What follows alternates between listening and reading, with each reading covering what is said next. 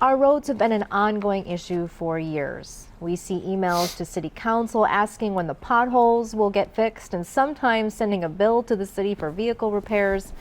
Outline your plan to fix our roads and tell us what you think needs to be done.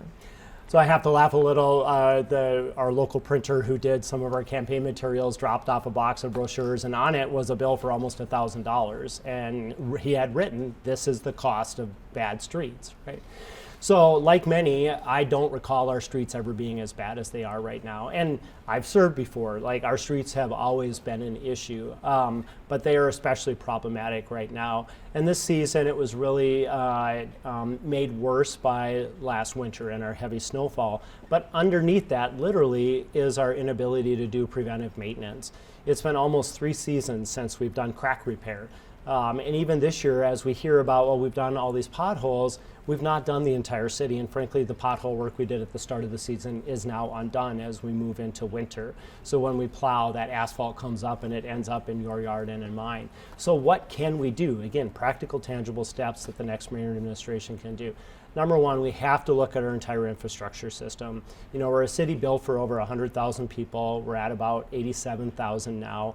Are there connectors? Are there dead ends? Are there bits of street here and there that no longer serve a purpose? And they did one time.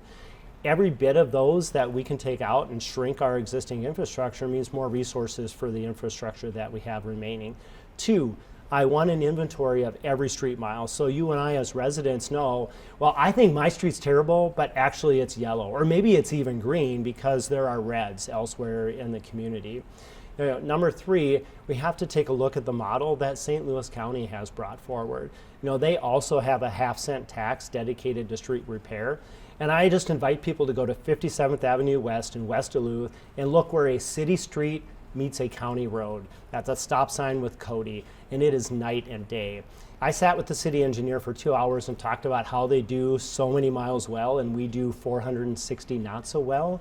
And he said we bonded against that half-cent sales tax. We built up a pool of, I think, almost $70 million, spent it in 3 years to build new streets. They now primarily maintain instead of build. At 14, 15, 17, 20 miles a year, it will take us 3 decades to catch up. Well, I love this question because it's important. How people move around the city, how it feels to do that, matters in people's daily lives. And so I am proud that under my leadership, we have increased street repairs 850%. So when I took office, we were doing 2 miles of road a year. This year we did 17. Next year I'm proposing 20. In the next 3 years we're going to do 50 miles. And so that's substantial. This is the very first year in decades that we have gotten every primary and secondary road patched in the summer. That is the dedication of this community, and I'm proud of us. I'm proud of us for passing that referendum, which I led, overwhelmingly passed with voter support. So what we need to do, keep going as we move forward, is to align that with utilities, which is what we're doing. People don't want you to come back twice. They want you to just do the work once.